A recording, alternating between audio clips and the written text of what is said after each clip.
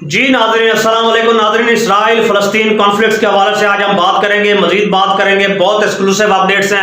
ہماری بات کرنے سے پہلے سب سے پہلے ہم آپ کو ایک ویڈیو دکھانا چاہتے ہیں، ایک کلپ کو دیکھیے۔ ہماری بارہا کوشش ہے، خدا کرے کہ اس کے اوپر کاپی رائٹ نہ آئے، ہم بھرپور کوشش کر رہے ہیں۔ بہت سے ہمارے پروگرامز اس بات کی نظر ہو جاتے ہیں، تھوڑی سی شدید قسم کی بات کی جائے تو اس کی شکل بدل جاتی ہے۔ سب سے پہلے یہ کلپ سنیے، اس کے بعد ہم آپ سے بات کرتے ہیں۔ Let's go to the third question, and that would be, what is the biggest problem facing the next generation, and what should we do to solve it today? I said that the greatest mission that we have is to prevent a militant Islamic regime from meeting up with nuclear weapons or from nuclear weapons meeting up with a militant Islamic. The first is called Iran, the second is called Pakistan.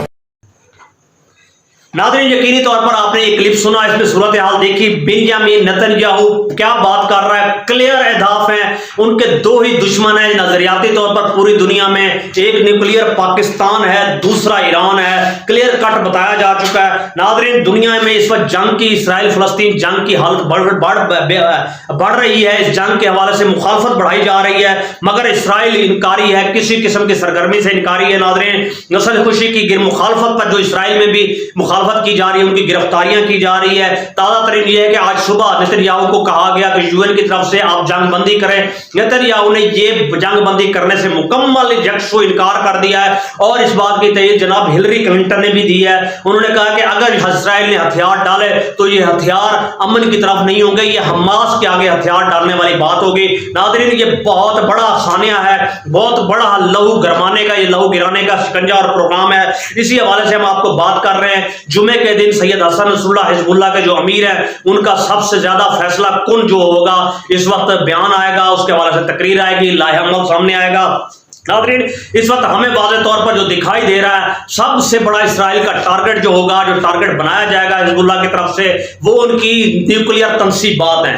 بہت مشکل علاقہ ہے، tough علاقہ ہے، وہاں پر اسرائیل پہلے بھی مشکلات فیس کر چکا ہے، لیکن حزب اللہ کے 60 سے 65 ہزار مجاہدین اور پراکسی لڑے گی، کیونکہ گزشتہ دنوں انصار اللہ یمن کی طرف سے بھی میزائل فائر کیے گئے ہیں، اور اس کے ساتھ ساتھ شام میں جو امریکی بیسز ہیں، عراق میں جو امریکی بیسز ہیں، لگ بھگ 13 بیسز پر میزائل حملے کیے جا چکے ہیں۔ ناظرین تمام کا مقصد اسرائیل کا یہ ہے کہ تمام فلسطینیوں کو ایک طرف دھکیلنا ہے، وہ شمال کی طرف ہے، اور وہاں پر ان کو ریگستان کے اندر دھکیل دینا ہے، ریت کے اندر دھکیل دینا ہے۔ ٹینٹ لگائے جا چکے ہیں، 2000 سے زیادہ خیمے وہاں لگائے جا چکے ہیں۔ یہ غزہ اور اسرائیل پر مکمل قبضے کا پلان ہے، اور اردن بھی کسی فلسطینی کو داخل نہیں ہونے دے رہا۔ آج تو سعودی عربیہ نے بھی فائنینشل ہیلپ سے انکار کر دیا۔ ناظرین سعودی عربیہ نے بھی فلسطین کی کسی قسم کی مالی معاونت سے بھی انکار کر دیا۔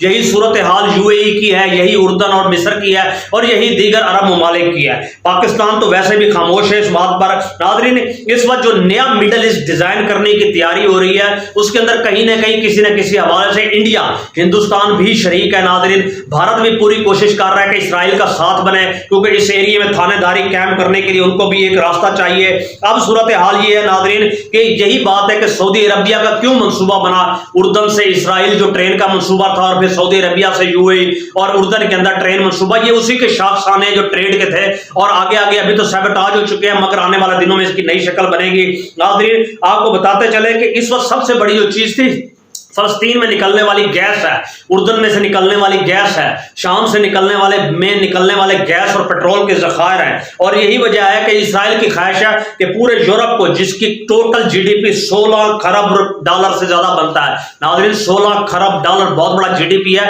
اس GDP کا 40% شیئر گیس کی مد میں لینا، یہ بیسیکلی اکنامیکل ہب بنانا اسرائیل کو، یہ مقصود تھا، اور اس کے لیے جنگ مقصود تھی، ڈی سٹیبلائز کرنا مقصود تھا، وہ بھرپور وہ کوشش کر چکے ہیں۔ ناظرین اس سلسلے میں میاں نواز شریف صاحب کا پاکستان آنا، ان کے کیسز کا معاف ہونا، کمپنی کا ساتھ دینا، 3 ارب ڈالر جنرل عاصم منیر باجوہ کا لینا، یہ اسی بات کی طرف ایک رخ اور شاخسانہ ہے جو بتایا جا رہا ہے کہ ہندوستان کے حق میں بیانات دینا، اسرائیل کا نام نہ لینا، یہ کیا چیزیں بتا رہی ہیں، یہ بھی ایک دن کی کڑی ہے جو آنے والے چند دنوں میں مزید آپ کی نظروں کے سامنے مزید آ جائے گی۔ ساتھ ساتھ یہ ہے کہ ناظرین کہ اسرائیل کی کوشش ہے کہ تمام فلسطینیوں کو دھکیلا جائے کس کی سمت کے اندر، جو ہم خیمے بنا رہے ہیں ریگستان میں، یہ وہیں جیے وہیں مرے وہیں بھوک سے مرے. تو لہذا اہل فلسطین نے بھی فیصلہ کیا کہ ریگستان میں جو مرنا ہے اور بیابانوں میں مرنا ہے اور صحراؤں میں مرنا ہے اور دوسرے ممالک میں جا کے مرنا ہے اور بھوک اور ننگ اور کھانے سے مرنا ہے، تو کیوں نہ شہادت کی موت اپنی زمین پر مرے.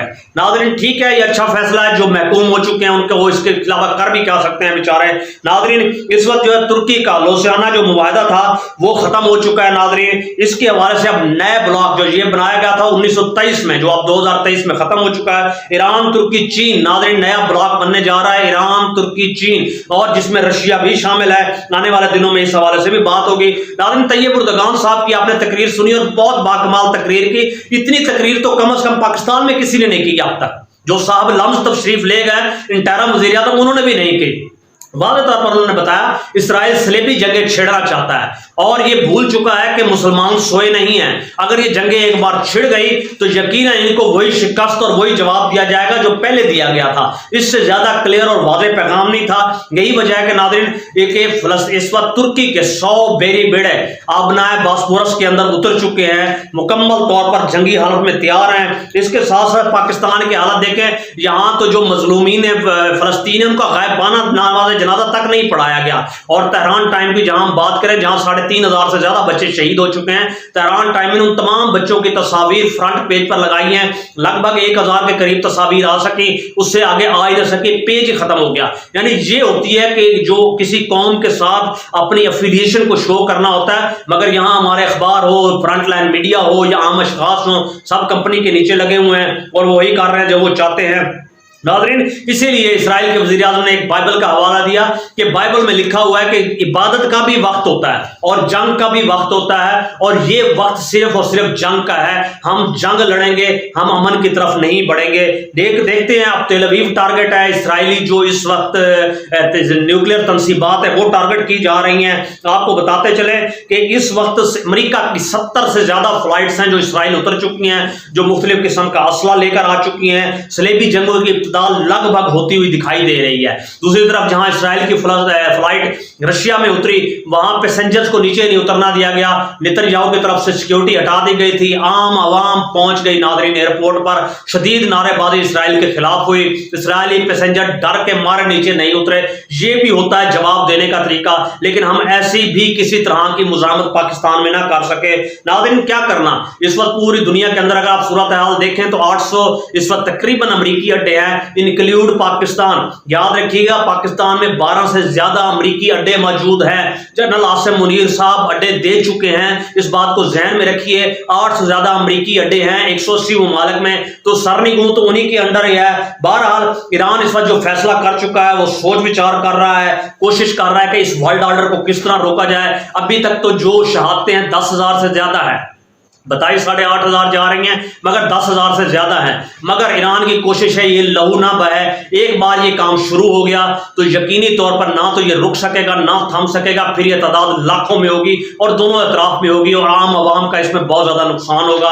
بہرحال اس تمام تر صورتحال میں ہم تو دعا کر سکتے ہیں کہ اللہ تعالیٰ اہل فلسطین کی غائبی مدد فرمائے، ان کے لیے آسانیاں فرمائے، ان کو اس وقت مستحکم کرے، ان کو اپنی جگہ پر ڈٹے اور کھڑے رہنے کی توفیق دے.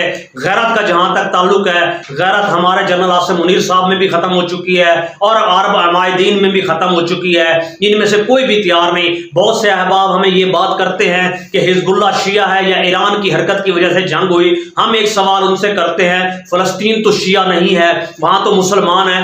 اپنی اور ذاتی اور انفرادی سطح پر اٹھیے اور ان کی مدد کیجیے. کہ اہل مسلمان کی کیا مدد کرنا آپ کے اوپر فرض نہیں ہے؟ کیا قرآن کے احکامات آپ پر نافذ نہیں ہوتے؟ اس بات کا جواب کسی بھی شخص کے پاس نہیں ہوتا. ناظرین اپنا اور اپنے اہل خانہ کا خیال رکھیے گا. بہت بہت شکریہ. السلام علیکم.